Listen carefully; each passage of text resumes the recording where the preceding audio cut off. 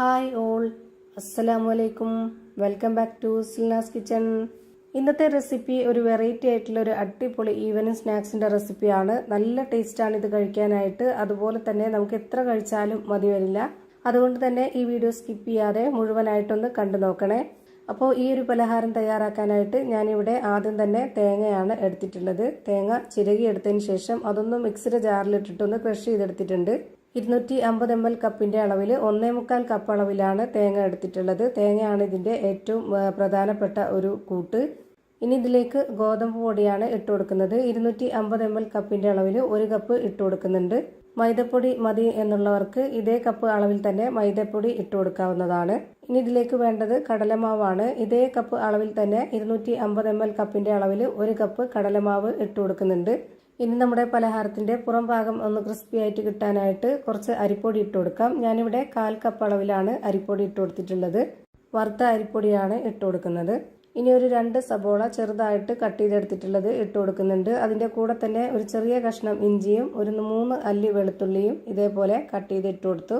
ഇനി ഇതിലേക്ക് എരിവിനും മണത്തിനും വേണ്ടിയിട്ട് 2 പച്ചമുളകും കുറച്ച് മല്ലിയിലയും കറിവേപ്പിലയും കട്ട് ചെയ്ത് ഇട്ട് കൊടുത്തിട്ടുണ്ട്. ഈ വീഡിയോസ് കണ്ടുകൊണ്ടിരിക്കുമ്പോൾ തന്നെ സിൽനാസ് കിച്ചൺ ചാനൽ ആദ്യമായിട്ട് കാണുന്നവരാണെങ്കിൽ പ്ലീസ് ഒന്ന് സബ്സ്ക്രൈബ് ചെയ്തേക്കണേ. ഒപ്പം തന്നെ ഈ വീഡിയോസ് നിങ്ങൾക്ക് ഇഷ്ടപ്പെടുകയാണെങ്കിൽ ഒരു ലൈക്ക് ചെയ്ത് ഷെയർ ചെയ്ത് സപ്പോർട്ട് ചെയ്യാനും മറക്കരുത്.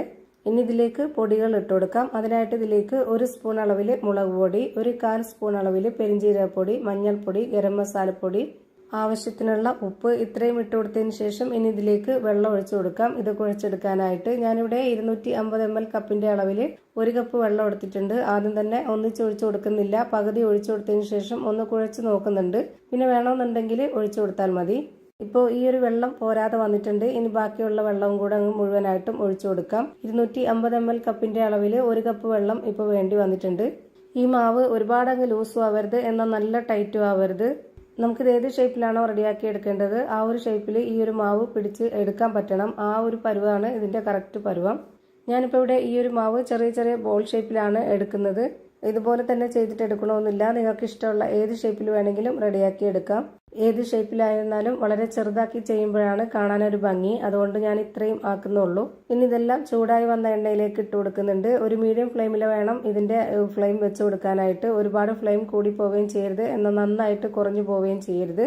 പിന്നെ നമ്മൾ ഇതൊരു സ്റ്റീലിന്റെ കടായി ആയതുകൊണ്ട് തന്നെ ആദ്യം ഇട്ട് കൊടുത്തതിന് ശേഷം ഒന്ന് ഇതുപോലെ ഇളക്കി കൊടുക്കണം. അല്ലാന്നുണ്ടെങ്കിൽ അതിൽ ഒട്ടിപ്പിടിക്കും. ഫ്ലെയിം കൂട്ടി വെച്ച് കഴിഞ്ഞാൽ പെട്ടെന്ന് കരിഞ്ഞു പോവും, അകമൊന്നും വേവേയില്ല. അതുകൊണ്ട് മീഡിയം ഫ്ലെയിമിന് വെച്ച് കൊടുത്തിട്ട് വേണം ഇത് വേവിച്ചെടുക്കാനായിട്ട്. ഇപ്പം ഇതിൻ്റെ ഒരു സൈഡ് വെന്ത് കിട്ടിയിട്ടുണ്ട്. ഇനി ഇതുപോലെ ഒന്ന് ഇളക്കി കൊടുത്തിട്ട് അത് തിരിച്ചിട്ട് കൊടുക്കണം. അപ്പോൾ മറ്റേ സൈഡും കൂടെ ആ ഒരു ലെവലിലൊന്ന് വെന്ത് കിട്ടുമ്പോൾ നമുക്കിത് എണ്ണയിൽ നിന്ന് കോരി മാറ്റാം.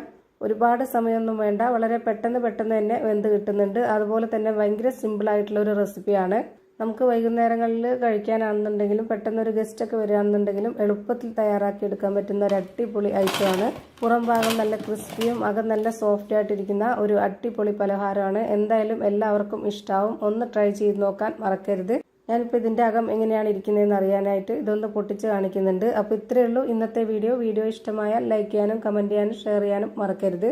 പുതിയൊരു വീഡിയോയുമായി വീണ്ടും വരും. Thank you for watching.